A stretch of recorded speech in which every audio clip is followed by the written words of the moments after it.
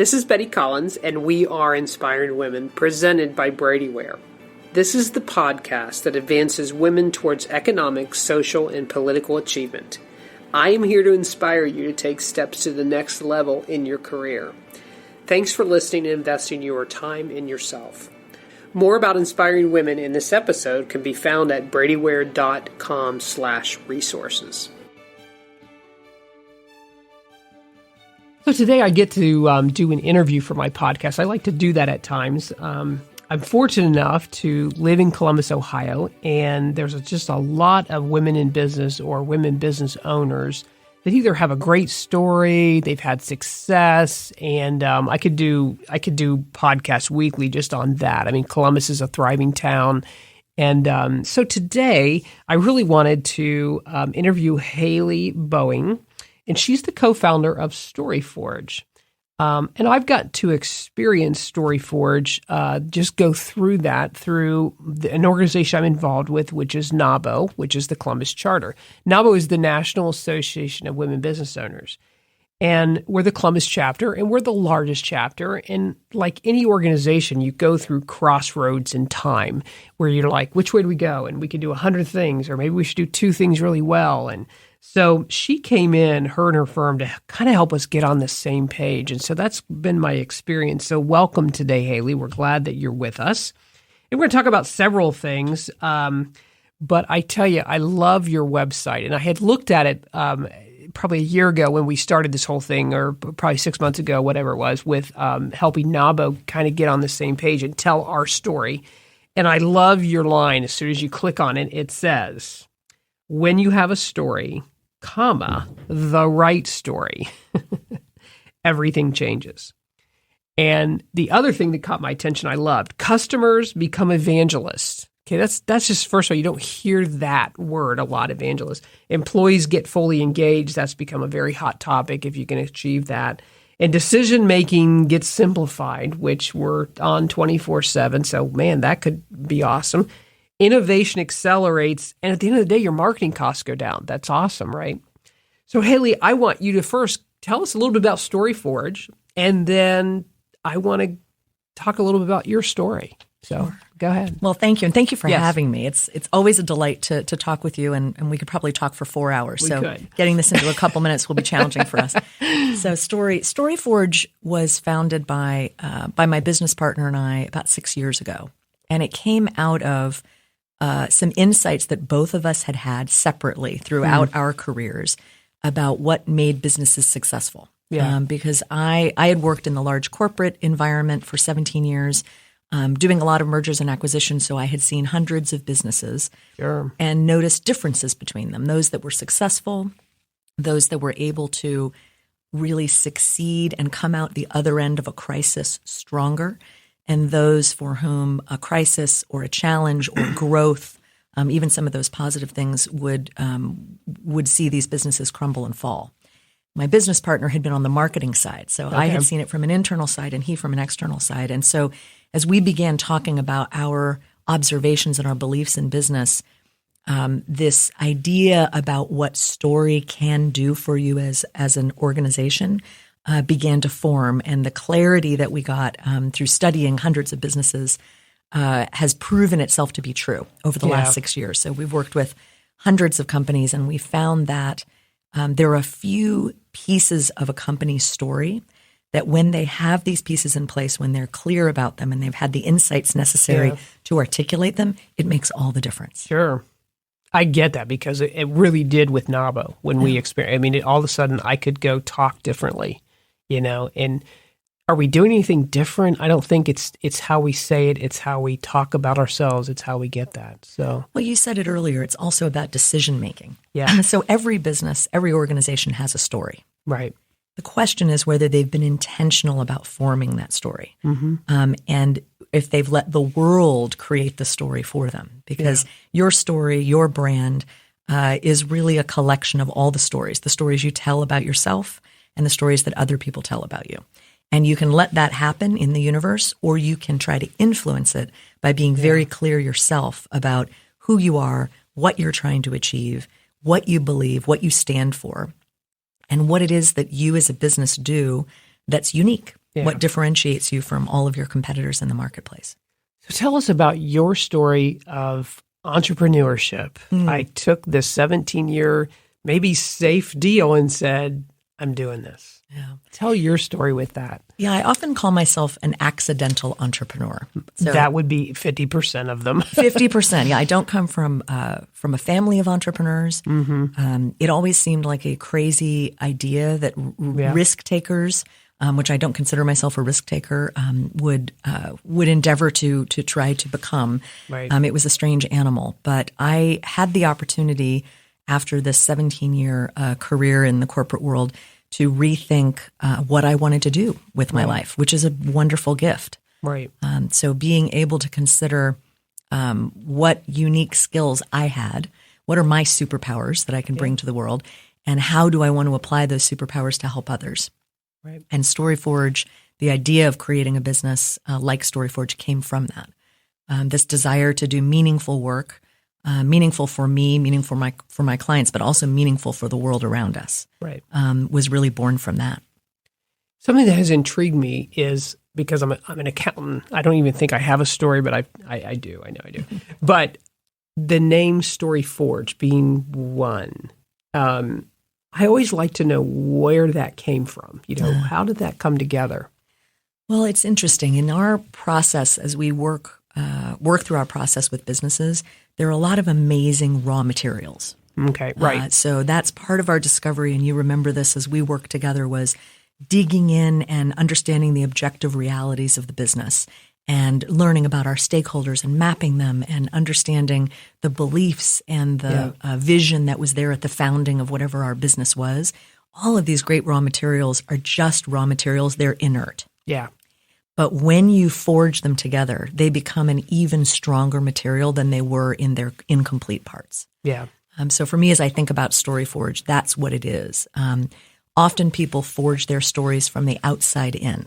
Okay. So I have people call me regularly and say, do I need an Instagram account? And how can I better improve my digital marketing? Yeah. All questions that I cannot answer. Not because I'm not qualified to, but because I don't understand what their business is intending to do. Yeah. So without having those fundamental answers, without understanding the DNA of your business and what you're really trying to achieve, all of those tactical questions are meaningless. Yeah. When I think of forging, my husband likes that show Fire Forge where they're making the knives. I hate the show, but I watch it, right? But the one thing I always look at is when they're working hard there, and of course it's reality TV, so none of it's reality, right? But when they dip it in the fire and it comes out, the piece is solid now. There's something about that. And so I think when I think of your forge, I think of the same thing, that the story has come together. And now, wow. Yeah, we call it, and you'll remember this because you were there for that moment with our NABO work. Yeah. We call it the kicking over the tables moment. Yeah. It's the moment where the discovery has been completed. Yeah. And we've done the hard work as a leadership team to debate and have really intensive dialogues about, do we want A or B, C or D? Are we going this way or that way? And we codify our thinking about those essential questions of the business. And when it all comes together, when it's all forged, it is like going in that water and coming out a stronger metal, a forged story. We often have to hold leaders back because they want to kick the tables out, run out the door, and start screaming it from the mountaintops. Yeah. But there is a second important phase to this work, and that's where many businesses actually fail in this work, is not necessarily not forging the correct story, but figuring out what to do with the story after you have it. Right. Because a really, truly meaningful story is not just a story that's told, but it's a story that's lived. Yeah. And that's the work that I know the board of NABO is doing right now, is thinking about all the different aspects of the organization, from people to process to place to positioning to philanthropy, and making sure that what we do is in alignment with what we say. Right. Well, one of the things, you have a definite passion for women. We experienced that from the beginning of time when you were interviewing the board and we were going through it. One of the things that I loved that you said was to us, because we were talking about the different why we're on the board, we're women in business, why are we business owners, all those things. one of the things you said to me that I never stopped thinking about was, let's not wait another decade to accomplish something as women. And I've thought about that ever since we talked about that. So your passion for women and your passion for the time is now is so there. Tell me what, because I'm looking at, we just started a new decade. So everyone's saying that, it's kind of the buzzword, but it's my last decade to work. Sometimes I say that out loud and I go, oh, yay. And then I go, oh, did I do enough? Did I get what I needed? All those things come to play where you're thinking about legacy and stuff. But for you, what would you love as a women business owner and someone who doesn't want us to wait 10 years or 100? What's on your mind when you think about those things that you don't want to see us wait? And let's execute. It's a tough question, but. Yeah, something I think I see a lot, but especially with women business owners, with many entrepreneurs, but especially women, is we keep our nose to the grindstone. Mm-hmm. We're in the day-to-day operations of the business and trying to make things incrementally better every day. Right. We don't often give ourselves the luxury of stepping back, pulling up our head, looking out at the horizon and saying, not where do I want to be this week, this quarter, next quarter, but what does 10 years from now look like? Right. What do I want my legacy to be? What do I want to have accomplished? There is something to that truism that we underestimate what we can do in 10 years and overestimate what we can do in one. Yes, that's a great saying. And I try to keep that in mind, especially when I'm working with our clients, because people think too small sometimes. Mm-hmm. To be able to swing for the fences, we have to look out in a distance to be able to get there. We can't just look at the day-to-day operations. So I think for me, for women business owners, I would love to see more of us give ourselves that opportunity, right, to reflect, to think long-term, to think big, sustainable growth for our business, and sustainable impact for our stakeholders, for our customers, our clients, our families, ourselves. Correct. What are we really working toward? What's all this about? So say that one more time, not the whole thing.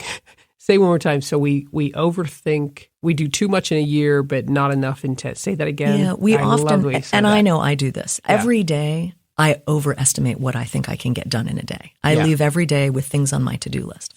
It's just typical. So we overestimate what we can do in a year, but we underestimate what we can do in 10. Right. I love that. And so that often keeps us thinking in short-termism, right, rather than really thinking the long term. So everybody goes to their own school. So Haley went to the Hard Knocks of Haley, or you got your MBA in something that, I wasn't expecting to learn this, but I did. In these last 6 years, especially from going from corporate America to you're now a business owner. I mean, for me, it was a huge change when I just wanted to be an employee. I wanted somebody signing my check. I didn't want to be the signer, right? Tell us what, maybe a thing or two of what you learned getting that MBA in the last 6 years of business that you would want a woman-owned business owner to know. Mm. Oh, it's interesting. There was a moment for me when I left the corporate world and I was with a group of other executives, VPs and above from businesses that were transitioning out of their prior careers and into their new one. We were sitting around a table doing introductions, and everyone introduced themselves the same way. They said, "Hello, my name is Haley Boehning, and I used to be the Vice President of Internal Communications at L Brands. Okay. Hi, my name is Ted Smith, and I was the Chief Financial Officer of blank company." And this went around about 12 people. Wow. And then it came to me, and I said, we've got to stop doing this. We have to stop defining ourselves by the title that we have. CEO, entrepreneur, vice president. We have to rethink how we define ourselves and our identity. And wouldn't it be wonderful if we could think about what our unique skill set is, the thing that we do better than anyone else, that exists at an intersection of a need in the world that we now can uniquely fill. And if we could talk about ourselves that way, wouldn't that be more meaningful? And wouldn't that help us frame our identity around something bigger than a paycheck? What did the 12 people around the table do? They go, There was a lot of that. There's like, yeah. There was a lot of that. But it did change. If you ask people, the right questions, mm-hmm. they will give you far more meaningful answers. Yeah. What's something you really feel like in your career in general? I know for me, I look back and say, I wish I would have been an owner sooner. I wish I would have jumped into entrepreneur sooner. When you look back over your career, over the stuff that you've accomplished, what do you look back and go, if I had to do it again, what would I say to Haley, who was 30 and 40? And, is there anything that comes to your mind when you think about? It's good. I think maybe two different Haleys. Okay. So if I could go back to the Haley in her 20s, starting out in the corporate world, and looking at all of these people with these very big titles, with these very big offices. At the time, I thought that being a leader meant having all the answers. And that somehow if I worked hard enough and if I learned everything I could learn and I had the right mentors, that someday I too could be a leader and have all the answers. Right. And now I realize that being a leader doesn't mean having the answers. It means having the right questions. Yes. And I think that very good. That insight could have served me well in my 20s. Yeah. When I started the business, if I think about those early days of Storyforge, there were two lessons that I learned that now we apply, and it's made all the difference. One is to be very, very clear about who you are, what you stand for, who you serve, and how you serve them, and be willing to say no to clients. Because I'm a people pleaser. I like people to be happy. Sure. But that's not the best approach when you're a business owner. Right. Or when you're in sales or doing business development. It's really making sure that you're the right fit for that client and that the client's the right fit for you. Right. Very good. Great insight. Now, I've known you for a little while, and I've heard you talk about an organization that you're very involved with. I know enough about it to be dangerous, but I love the title, Conscious Capitalism. Yes. And I would love for you to talk about that because I'm a big fan of the marketplace. The marketplace in our country is crucial. I mean, it's not about how much money can we make or greed, any of those things. To me, it is if you have an idea and a passion, you have the ability to do it, and you have an environment that allows you to do it. And if you're fortunate enough, you one day have employees, because you're an employer, and those employees are families, which are households that form communities. I mean, it all works together. And when the U.S. is successful, the country is successful, the world is, because we have the abilities here to do things. When it's mixed with really bad things, it doesn't do well. But when it's really good, it's really good. So I'm a huge fan of I get to be a CPA in this environment, in this country, and do things. So I'm very intrigued by what is this organization. So I'd like for you to talk about that. Well, thank you for asking about that because I am very passionate about conscious capitalism, and I love the combination of the two words. Mm-hmm. Yes. So when I go out and I speak with audiences, generally each audience has some concern with one of those two words. Mm-hmm.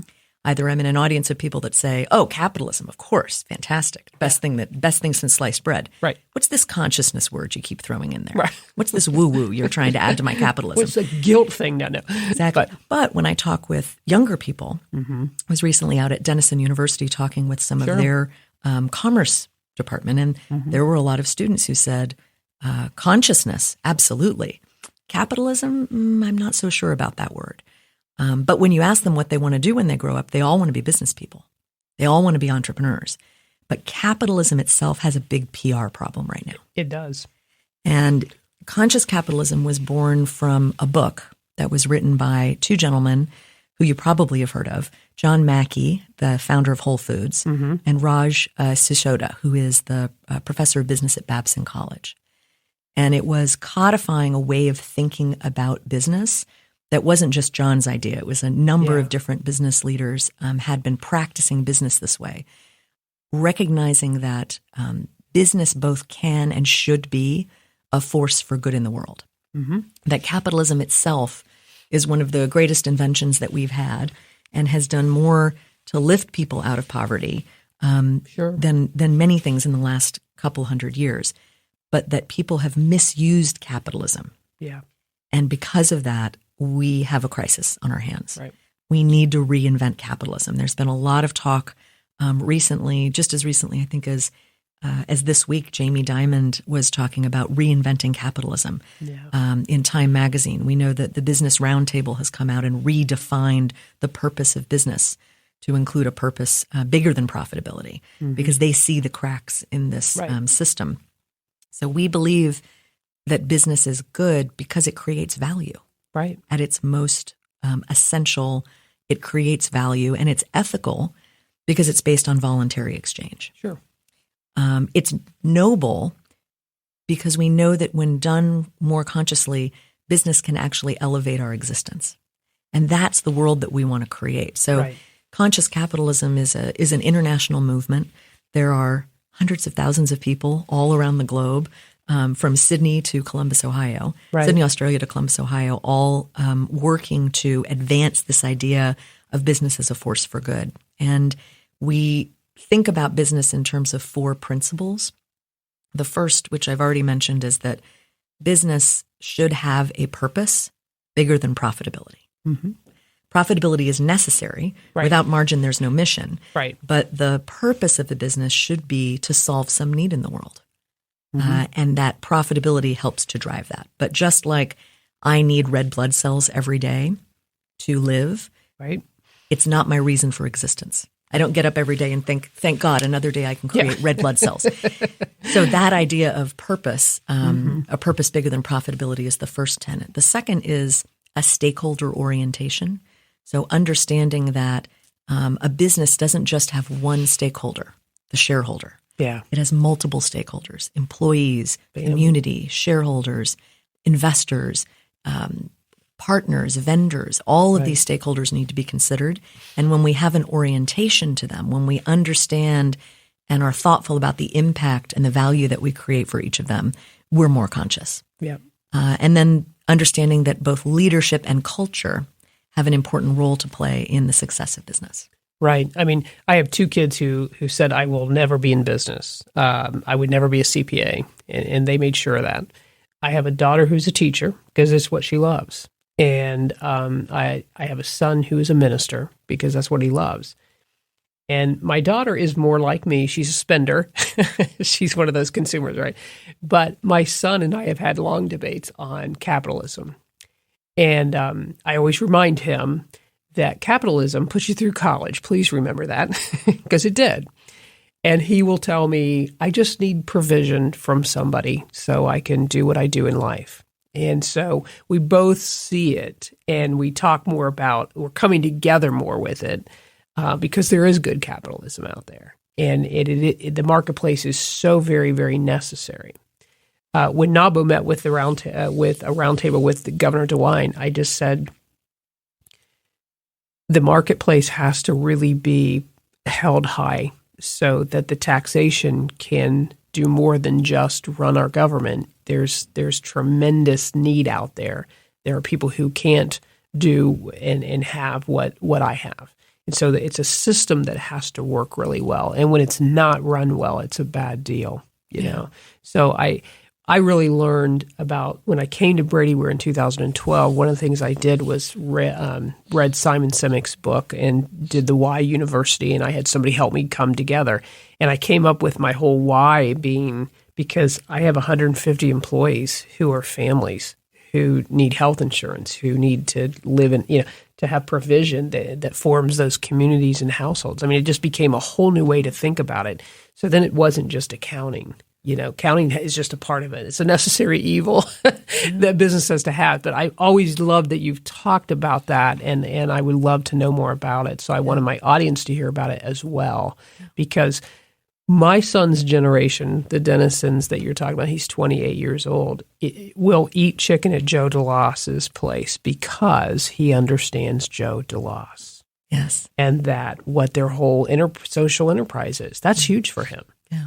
Yeah, Joe DeLawson, Hot Chicken Takeover, being a local Yes. Local company that makes some damn fine Nashville hot chicken. It's awesome. But more importantly than that, they are a business that was created to employ people who are difficult to employ. Right. So people who've been incarcerated, who are coming back into the workforce, that many other companies would overlook. Right. And I think we're beginning to have a realization and insight as a country about the power of business when business thinks more consciously about who does it employ, why does it employ, how does it employ. Mm-hmm. We can make a difference where we have more in common than not. Right.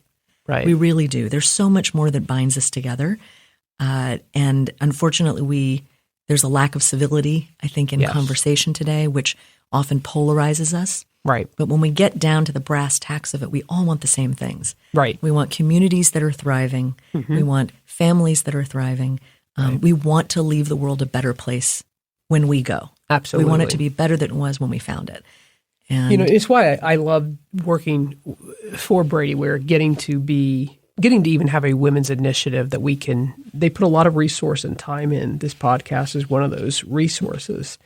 And it goes just beyond that. And it goes so beyond accounting. And I think that's where you see things going. There is still reality of paying the lease and the electric. And people want to be paid well, because they just spend a lot on an education, or they want to be valued, or they have goals as well. So it all wraps together. But I'm sure you see it with your clients, because you do work with so many small businesses. Sure. There's good that business does just by being in business. Yeah, absolutely. By employing people, by enabling people to send kids to school, enabling people to care for their elderly parents, all of the things that having a job and doing that job well enable you to do. A lot of businesses have trouble seeing a purpose bigger than just that. Right. But we have worked with hundreds of businesses over the last 6 years at Storyforge. There's not been one single business that we have worked with that has not been able to articulate a purpose higher than profitability. Right. We have worked with toilet manufacturers. There you go. We have worked with distilleries, and we've worked with accounting firms. Right. And all of them were able to find this more emotional, meaningful story about what they did that helped unite their teams and help them think differently about how they serve their customers. Well, this podcast is inspiring women, and I think we had a very inspiring woman today. I appreciate your passion, certainly for women, for what you've done with NABO, just telling our story. Forging, I love the force of just that word. I can picture the knife going down in the water, whatever they're putting in, I'm assuming. But and then just putting business owners, women in business, men in business, doesn't matter, as this two words of conscience and capitalism together. So thank you for spending time with us today. We appreciate your efforts in coming and making time, because you're busy and you do what you do well. Well, I'm Betty Collins, and I appreciate the opportunity that I get to do a podcast, that you got to listen to us today, and check us out on our website. Thanks. As your career advancements continue, your financial opportunities will continue to grow. Be prepared. Visit bradyware.com/resources to download a copy of the financial checklist for every stage of your life. Everything about the Inspiring Women's podcast, this episode, and Brady Ware Company accounting services can be found in the podcast show notes.